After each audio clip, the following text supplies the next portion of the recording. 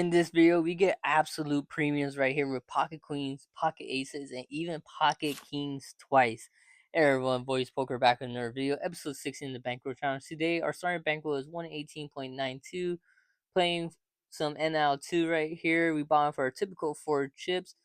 So bringing us to our current bankroll at the top right, 114.92. And the very first hands was one of those premium hands. Let's talk about the pocket queens right here. I'm gonna 3-bet this 0.06 chips raise right here to 0.20. Not the biggest, obviously, a little under 4x. Hopefully everyone gets out of the way. We just go heads up with the initial raiser, which looks like it's gonna happen right here when it gets back to the initial raiser. Who calls it? And now we get one person in between to call as well. It's kind of interesting right there. With the flop comes 6 deuce 6 with 2 diamonds. I do have a diamond in my hand if it comes to that. And now they decide to lead out right here, so kind of scary. Maybe he is on a diamond draw. I'm gonna put in the call. I don't really want to raise it up, and unfortunately, on the turn comes another diamond, the 4 diamonds. So, yikes! Now they decide to slow down and check for some reason. Maybe they're just playing a flush draw kind of slow, but I'm gonna put some chips in. I'm gonna make it kind of pricey too to hopefully get them out here. But they both call, so right here, I'm guessing at least one of them has a diamond in hand. They shouldn't have any sixes. They shouldn't have any straight draws either. But they slow down and check it right here, and I just feel like if I put chips in right here, are they gonna re-raise me? At least that's what I would do if I had a flush. So I slow down and check it. And we take it down with pocket queens. They have pocket sevens and ace jacks. So very interesting first hand of the night right there. But I'm not gonna complain taking down a decently sized pot. Moving on, I'm looking down at ace king right here with hearts. And I get 3-bet right here at 0.14. So very small 3-bet, just above 2x, 2.1x. So he is short stacked, so maybe he doesn't want to just shove it all in right away. But we get multiple callers, so that just makes me want to call. I could 4-bet this, but I feel like everyone would get in the pot still. With the flop coming 6 queen 4 multi ways as always you do on Club WPT Go, they decide to lead out again and donk out for the second hand in a row. So kind of interesting the way they are playing it here so far. And just given to the flop and given that it's a big raise, I'm just gonna fold that one right away. We're gonna see what happens here. Let me know if that was a bad fold. If you guys would have continued on, maybe see one more street just to see like if you would hit the ace or the king. But that's not what I'm doing right here. And it looks like there is a spade draw on the board with the two people prior to me, and they go big right there, and they basically go all in with a king nine and queen jack. So interesting hands right there to say the least. It's looking like one of those lobbies where they're just gonna put in the call with basically any two cards, any top pair, and I couldn't get the better hand for that type of lobby, which is pocket aces, pocket rockets, the best hand of poker, whatever you want to call them. I'm gonna put in the raise a little bit bigger than my usual raise, 0.08 chips, given that there's strength of the hand. Hopefully, we get a caller, if not two, and it looks like that's not gonna happen when it folds all the way around to the big blind and he puts in the call. So thankfully we get at least some type of action. The flops come 2, 10, 4, all rainbow. He slow down and checks it. And right here I'm thinking about going 25%, or maybe I should play it slow and check it. But I decided to put in a little bit of chips. He puts in the call, thankfully. And now with the queen, hopefully he has like king queen in his hand. Slow down and check it. I'm gonna check it again too. And now with a jack on the river, obviously the ace king gets there, but I don't think he'll be playing ace king like that. I also have an ace blocker. He puts in a decently sized bet. I'm gonna re-raise it. If he has some type of queen 10, queen jack, so be it. I put into one whole chip. He thinks for a little bit, and he decides to re-raise it. So maybe he does have two pair, but like I said, it seems like they're calling with any two hands. I put the rest in. He had 9 queens, so I take that down, and he just had. I mean, he had top pair on the board, but the way I was playing, you would think I would have something B. I'll have maybe even a two pair right there, but another good win. Looks like we're starting hot so far with our pocket queens, pocket aces. Always easy to win with hands like that. But now, I think I'm testing my luck right here. I'm looking down the small blind with Queen 8 of Hearts. I'm just gonna defend my small blind right here. Usually you defend the big blind, but I decided to defend the small blind. With the flop coming 9 Jack 7, I obviously have the flush draw. I have a straight draw. I'm in the good spot right here. I slow down and check it. Maybe I should have bet my draw right here And just to give myself some protection to show the board and the players that I have something. Now the turn comes a king, so I improved to a double straight draw, I believe, and we get a couple people to fold out, and I get re-raised right here after I put in the raise of point 12. I'm just gonna call, given that I have so many outs, and now a queen on the river. I slow down, check it just to see what he does. I do have some showdown value. He checks it back with King Jack. I mean, he probably could have put some more chips in the middle. He got some more profit right there. I don't know. I probably would have called if he went a little bigger, maybe 0.20 chips or something like that. I don't know. Maybe I would just test my luck by defending my small blind, which I shouldn't have done. But after that, I'm looking down the snowman pocket eights right here. Looks like the poker cards being nice with the hands they're giving me. I'm going heads up to the flop of Jack Ace 5. Definitely what I don't want to see when you have pocket eights. But I'm gonna try to be aggressive and represent that one of these cards hits my holding. I go 0.08 chips right there. He takes a little bit to think about it. He might have some type of suited connector if he's taking this long. Maybe he has something like 7-8. Maybe he has a 5 in hand like 5-6. But he re-raises me instead. So I think he has either a jack or ace.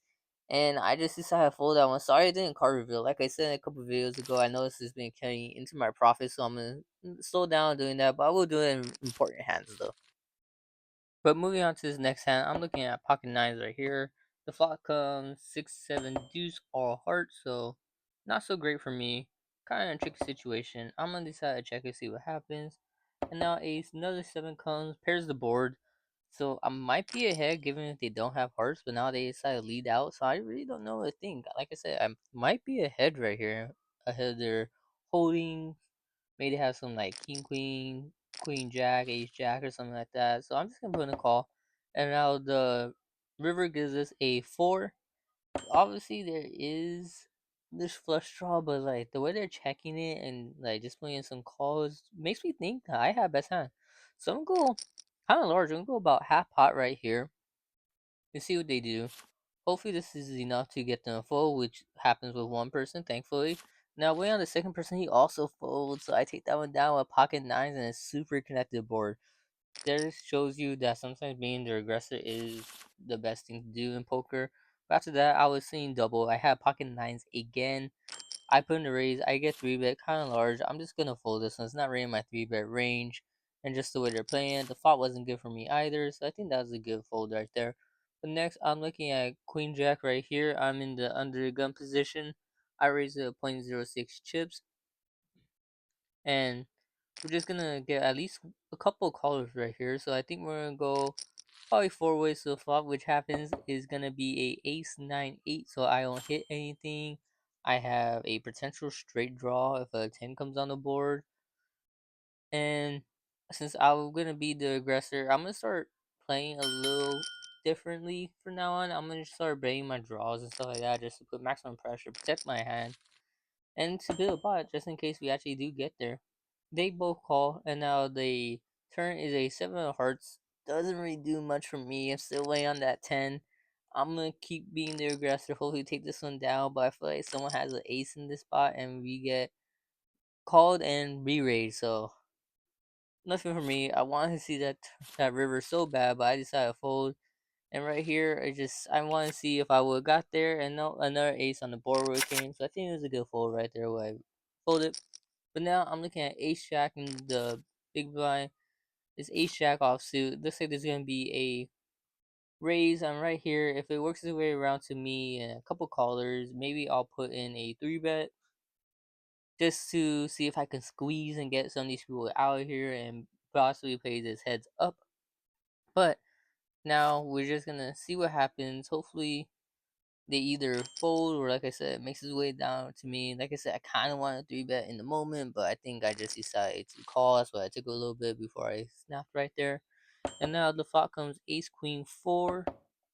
I decided to slow down on check, even though I flop top pair. Third best kicker. Yes, third base kicker. Sorry about that. But obviously, this is a connected board. The ace queen, the diamonds right there. So they can easily have some type of queen in their hands. Maybe they have ace queen if it's the initial raiser, but everyone else, I don't think they'll have ace queen in this situation. just given that they called, and now they go kind of big given the pot size, about half pot. I'm gonna put in the call. I'm not going in with my top pair just yet. And now, so we're 3 ways to the turn of a 7 of clubs. I even slow down and check it. Hopefully, they can continue the aggression, which they do. They put in another raise 2.20 chips, and I'm gonna call. There's no reason to go anywhere yet. I still have top pair. I slow down, check it. Hopefully, he puts in. I can check call, but it lands up, yeah, pocket jack. So a little win right there by ace jack. But next, I'm looking at queen jack right here. I raised it 0.06 chips. I'm in the under the gun position. And we're kind of stuck right here at 6.5 chips. I thought after our first big win, we are going to be in for a really good day, but we kind of bled down. Now we're kind of stuck, but I can't really complain right here, given our last two sessions were negative. And now the Fox and Con 10, 3, 6. So I hit absolutely nothing, but I'm going to keep the aggression. I'm going to go half pot right here. And just hopefully I take it down right here. So I'm hoping I don't really want to see any more streets, and it's exactly what happened. So my aggression pays off right there. But now we're looking at ace 5 right here. This is a small raise. I'm just gonna put in the call. The flop's coming 4-7-3 with 2 diamonds. I had the 5 diamonds in my hand, and I'm just a 2 away from a straight.